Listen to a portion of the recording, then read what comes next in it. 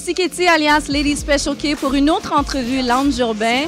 Aujourd'hui, en plein milieu du mois de mai, j'ai vraiment le bonheur de recevoir Adama Paris à Montréal, dans ma ville, pour une 3e année consécutive pour nul autre que la Black Fashion Week. Et oui, c'est un rendez-vous annuel maintenant. C'est clair, la mode est lancée. Adama, comment vas-tu? Je vais très bien, Katie, et je suis très contente de te revoir chaque année quand je reviens à Montréal. Donc, c'est un réel plaisir de t'avoir. Et puis, en plus, c'est super belle. Ben oui, j'ai fait ça pour toi, Adama. Hein? Je suis sûre que ça va te donner des idées. Oui, ça m'a Alors, encore une fois, tu es l'ambassadrice de ce message. L'Afrique habille le monde. Qu'est-ce que ça représente après une 3e année que tu reviens ici à Montréal?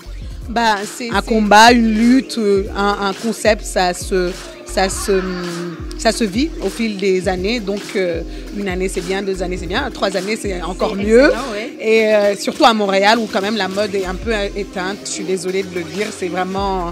Tous les grands événements de mode ici ont tendance à vraiment... à disparaître. C'est bien dommage parce que Montréal, c'est une ville tellement belle, c'est une ville cosmopolite et c'est une ville cool. Il y a vraiment de l'influence, c'est une ville d'artistes comme toi. Donc je comprends même pas qu'il n'y ait pas cette recrudescence de mode et d'artistes à Montréal. Donc j'espère apporter ma petite touche avec la Black Fashion Week et je suis contente que Lounge Urbain et toi, là, vous nous soutenez, vous nous accompagnez depuis 3 ans. C'est très important pour nous d'avoir des gens sur place comme vous qui sont vraiment très connus sur place, qui accompagnent ce mouvement qui est déjà connu ailleurs. Mais donc c'est important et chaque année donc c'est des retrouvailles et c'est un peu un renouveau parce que chaque année le challenge c'est de ramener de nouvelles personnes, c'est d'intéresser les gens encore et de pas perdre cet intérêt à cette mode et à cette Black Fashion Week. Puis ça le dit, Black Fashion Week, c'est un événement qui dure 4 jours presque.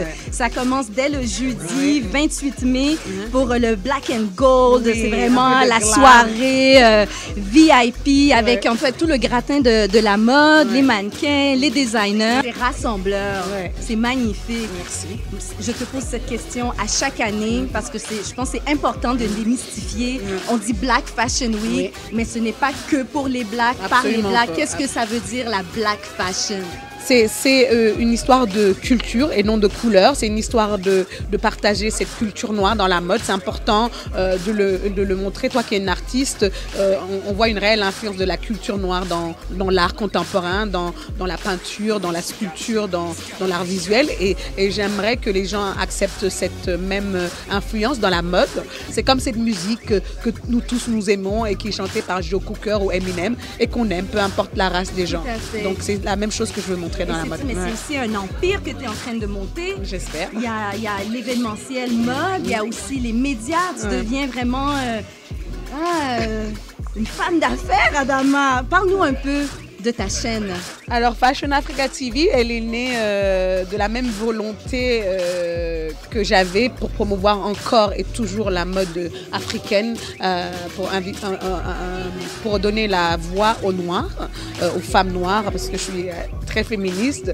Et c'est incroyable quand même qu'on ait créé une chaîne on est au 21e siècle, il n'y avait aucune chaîne qui montrait une mode 100% noire ou 100% africaine. Ça n'existait pas. Donc, Fashion Africa TV est venu pour combler ce gouffre et montrer, et surtout aussi, l'idée c'est de rassembler l'Afrique, de montrer l'Afrique du Sud, ce qui se passe, et de montrer ce qui se passe à Libreville aux Africains du Sud, ce qui se passe à Dakar aux Haïtiens, ce qui se passe en Haïti, à Madagascar. C'est surtout ça, c'est déjà nous-mêmes en tant que Noirs, Africains ou Afro-descendants, de voir ce qui se passe entre nous, et puis après de nous offrir aux autres. Je pense qu'une personne à Paris ou à Londres, à Montréal serait intéressée d'asseoir sur son fauteuil et de regarder Monrovia Fashion Week, de regarder Haïti Fashion Week, de regarder Dakar Fashion Week.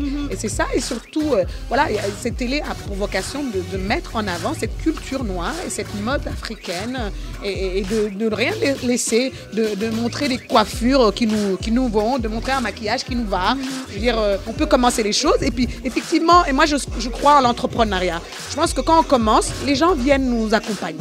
c'est quelque chose de bien. Oui, c'est un beau message et je pense que tu es une bonne ambassadrice pour ce message et c'est un message aussi d'échange économique. Je pense que là, c'est le temps qu'on puisse se souder et faire quelque chose de grandiose, de mondial. Alors, chapeau, Adama. Merci de revenir pour une troisième année, de t'installer, de t'imposer ici à Montréal. Oui, voilà. Je parle comme vous. Je suis chez moi, là. Non, je suis chez nous, là. Je suis chez nous, là. Ouais. Avec l'accent. Je suis chez nous, là.